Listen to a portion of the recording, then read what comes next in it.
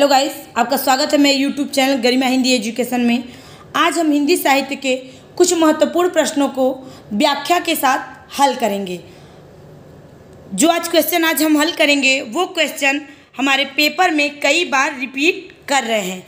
आज का जो पहला क्वेश्चन है वो है, इनमें से कौन सी राजस्थानी बोली नहीं है? मारवाड़ी, बुंदेली, मेवाती या मालवी। तो देखिए, कौन सी बोली राजस्थानी नहीं है? तो वो है बुंदेली। कौन सी? बुंदेली। ऑप्शन नंबर 2 क्या हो जाएगा? करेक्ट हो जाएगा, क्योंकि बुंदेली जो है पश्चिमी हिंदी की बोली है, जबकि मारवाड़ी, मेवाती और मालवी ये तीनों राजस्थानी हिंदी की बोलियां हैं।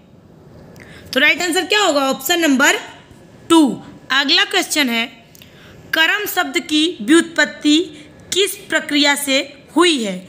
अर्ध तत्सम, तत्सम, ऋण अनुवाद या तद्भव। तो देखिए, कर्म शब्द की व्युत्पत्ति जो है वो किस प्रक्रिया से हुई है? तो उसकी व्युत्पत्ति हुई है तद्भव से। किससे? तद्भव से। इसका अर्थ क्या होगा? तो इसका अर्थ होता है काम। क्या होता है? काम। इसका तत्सम रूप जो है वो होता है कर्म, और उसका क्या है? तद्भव किसे कहते हैं? तो संस्कृत के वे शब्द जो परिवर्तित होकर हिंदी में प्रयोग किए जाते हैं उन्हें ही हम क्या कहते हैं? तद्भव शब्द कहते हैं। तो तत्सम क्या होगा कर्म का? तो कर्म का तत्सम होता है कर्म। क्या होता है? कर्म। तो राइट आंसर क्या होगा? Option number 4। अगला क्वेश्चन है, आचार्य शुक्ल के अनुसार हिंदी साहित्य का आविर्भाव कब से माना जा सकता है? प्राकृत से, संस्कृत से, प्राकृत की अंतिम अपभ्रंश अवस्था से या पाली से। तो देखिए, आचार्य रामचंद्र शुक्ल के अनुसार हिंदी साहित्य का आविर्भाव कब से माना जा सकता है? तो वो माना जाता है प्राकृत की अंतिम अपभ्रंश अवस्था से। Option number 3 is right answer. Ramchandra Shukla जो थे वो हिंदी साहित्य के आरंभ कब से मानते थे? तो 1050 से। कब से? 1050 से। अगला क्वेश्चन है, अपभ्रंश के प्रथम महाकवि कौन थे? हेमचंद्र, स्वयंभू, रामचंद्र या सोमप्रभ सूरी। तो देखिए, अपभ्रंश के प्रथम महाकवि कौन थे? तो वो थे स्वयंभू। कौन थे? स्वयंभू। Option number 2 is right answer. अपभ्रंश के प्रथम कवि जो थे या प्रथम महाकवि जो थे 8वीं शताब्दी के लगभग स्वयंभू जो थे वो प्रथम अपभ्रंश के महाकवि कहे जाते थे, और इनका समय था 8वीं शताब्दी। क्या था? 8वीं शताब्दी। Option number 2 is right answer. अगला क्वेश्चन है, हिंदी का प्रथम महाकाव्य कौन सा है? पृथ्वीराज विजय, रामचरितमानस, पृथ्वीराज रासो या पद्मावत। तो देखिए, हिंदी का प्रथम महाकाव्य कौन सा है? तो वो है पृथ्वीराज रासो। क्या है? पृथ्वीराज रासो। पृथ्वीराज रासो किसने लिखा था? तो पृथ्वीराज रासो किसने लिखा है?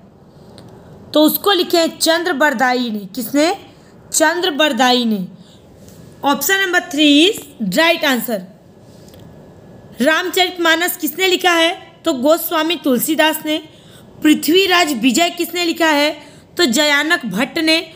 और पद्मावत किसने लिखा है? तो ये सभी को पता है कि मलिक मोहम्मद जायसी ने लिखा है। कौन सी रचना? पद्मावत। तो राइट आंसर क्या होगा? Option number 3। अगला क्वेश्चन है, आल्हा खंड किसने लिखा है? जगनिक, अमीर खुसरो, चंद्रबरदाई या नरपति नाल। तो देखिए, आल्हा खंड किसने लिखा है? तो वो लिखे जगनिक। कौन लिखा है? जगनिक। आल्हा खंड जो है इसका मूल नाम क्या है? तो इसका मूल नाम है परमाल रासो।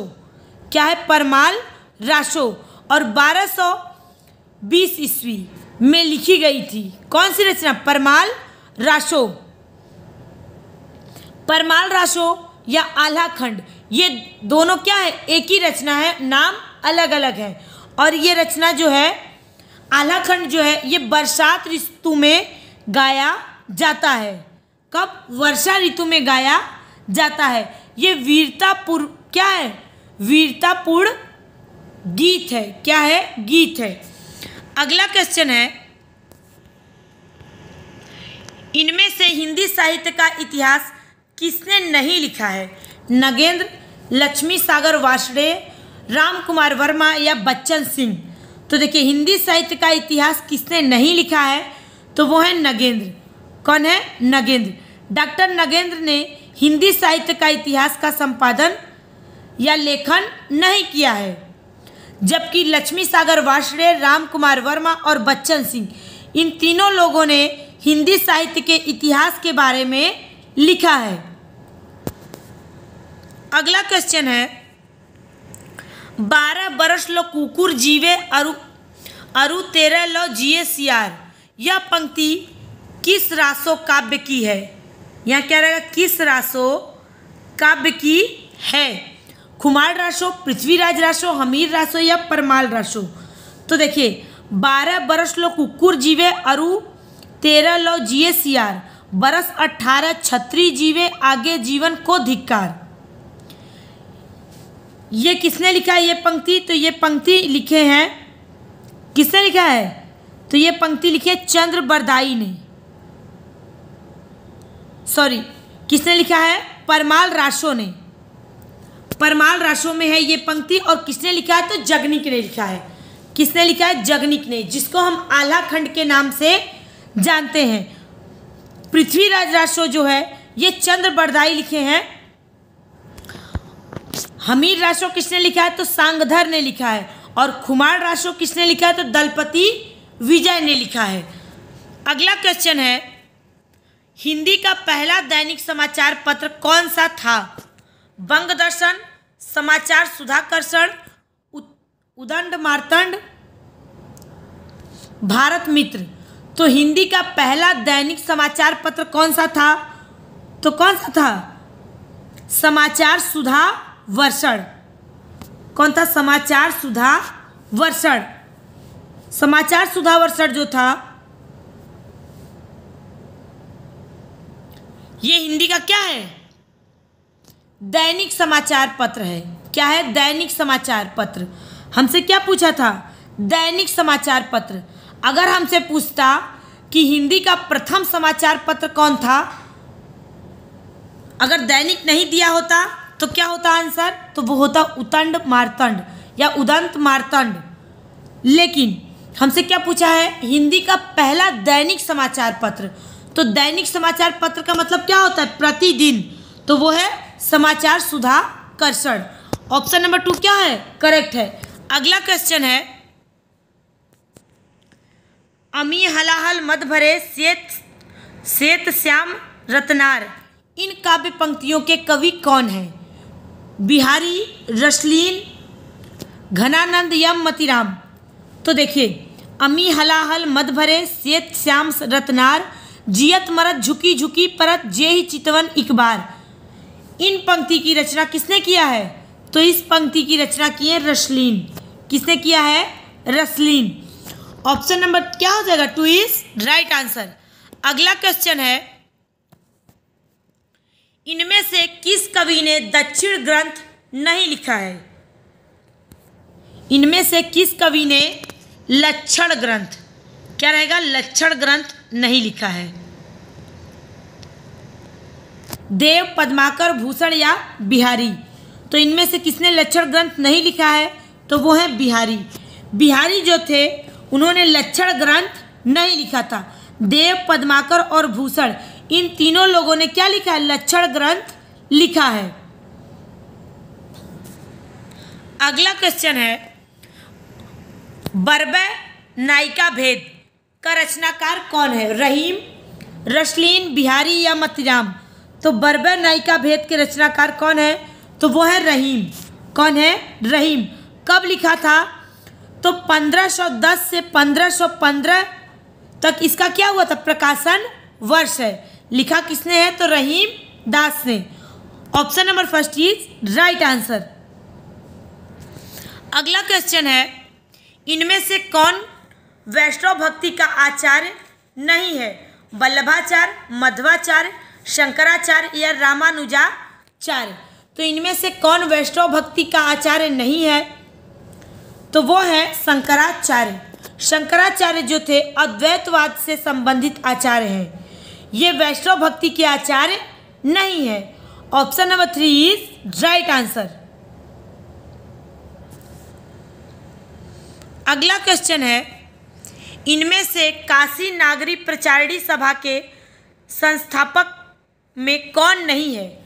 बाबू श्याम सुंदर दास, ठाकुर शिव कुमार सिंह, राम नारायण मिश्र या रामचंद्र शुक्ल।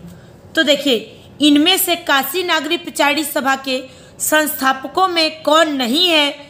तो वो है रामचंद्र शुक्ल। कौन है? रामचंद्र शुक्ल। काशी नागरी प्रचारिणी सभा की स्थापना कब हुई थी? 1893 में। कब? 1893 में। ऑप्शन नंबर क्या हो जाएगा? 4 इज राइट आंसर। हमसे पूछा था कौन नहीं है, तो कौन नहीं है? तो वो है रामचंद्र शुक्ल। अगला क्वेश्चन है, साहित्य जन समूह के हृदय का विकास है, यह परिभाषा किसकी है? भारतेंदु हरिश्चंद्र, बालकृष्ण भट्ट, महावीर प्रसाद द्विवेदी, हजारी प्रसाद द्विवेदी। तो देखिए, साहित्य जन समूह के हृदय का विकास है, यह परिभाषा किसने दिया है? तो बालकृष्ण भट्ट ने दिया है। किसने? बालकृष्ण भट्ट ने। Option number 2 is right answer. Mahavir Prasad Dwivedi जो थे, इन्हीं के नाम पर द्विवेदी युग का नाम पड़ा था। किसके नाम पर? महावीर प्रसाद द्विवेदी के नाम पे। अगला क्वेश्चन है, प्रसादकृत प्रलय की छाया की विषय वस्तु में केंद्र में है महाराणा प्रताप का पराभव, पद्मिनी का अग्निदाह, जल प्रलय या रानी कमलावती का पश्चाताप। तो देखिए, प्रसादकृत यानी कि जयशंकर प्रसाद ने एक रचना लिखी है प्रलय की छाया। हमें ये बताना है कि इसका विषय वस्तु किसको केंद्र में रखकर लिखा गया है? तो वो लिखा गया है रानी कमलावती का पश्चाताप। रानी कमलावती के पश्चाताप को विषय वस्तु बनाकर इस रचना को लिखा गया है। Option number 4 is right answer. अगला क्वेश्चन है,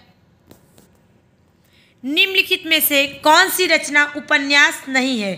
रात का रिपोर्टर, विषाद मठ, पश्यंती या अजय की डायरी। तो देखिए, कौन सी रचना उपन्यास नहीं है? तो वो है पश्यंती। पश्यंती जो है ये किसकी रचना है? तो धर्मवीर भारती की रचना है। और ये क्या है? ललित निबंध है। क्या है? ललित निबंध। रात का रिपोर्टर ये किसका रचना है? तो ये निर्मल वर्मा का क्या है? उपन्यास है। विषाद मठ ये किसकी रचना है? तो रांगे राघव का उपन्यास है। उसी प्रकार अजय की डायरी ये रचना है डॉक्टर देवराज का, जो उपन्यास है। लेकिन हमसे पूछा था कि इसमें कौन उपन्यास नहीं है? तो वो है पश्यंती। ये क्या है? ललित निबंध है। किसने लिखा है? धर्मवीर भारती ने। अगला क्वेश्चन है, शीलावती सुरेंद्र वर्मा के किस नाटक की पात्र है? सेतुबंध, सूर्य की अंतिम किरण से सूर्य की पहली किरण तक, या 8वां सर्ग, या द्रौपदी। तो देखिए, शीलवती क्या है? शीलवती सुरेंद्र वर्मा के किस नाटक का प्रमुख पात्र है? तो वो है सूर्य की अंतिम किरण से सूर्य की पहली किरण तक। Option number 2 is right answer. कब लिखी गई थी? तो लिखी गई थी 1975 में। कब? 1975 में।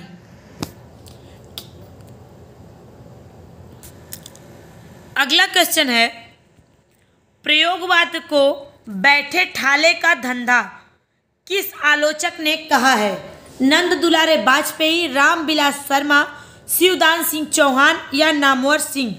तो देखिए, प्रयोगवाद को बैठे ठाले का धंधा किसने कहा है? तो वो कहे नंद दुलारे वाजपेयी ने। नंद दुलारे वाजपेयी ने प्रयोगवाद को क्या कहा था? बैठे ठाले का धंधा। वे कहते थे प्रयोगवादियों के पास न तो काव्य संबंधी कोई कौशल है और न किसी प्रकार की कोई कथनीय वस्तु। इसीलिए इन्होंने प्रयोगवाद को बैठे ठाले का धंधा कहा था। तो ऑप्शन नंबर फर्स्ट क्या हो जाएगा, करेक्ट हो जाएगा। अगला क्वेश्चन है, कालक्रम की दृष्टि से निम्नलिखित पत्रिकाओं का सही अनुक्रम क्या है। तो सबसे पहले हमें ये जानना है कि इनका प्रकाशन वर्ष क्या है। तो सुधा कब लिखा गया था, 1929 में। कब, 1929 में। रूपाभ कब लिखा गया था, तो 1938 में। 1938 में।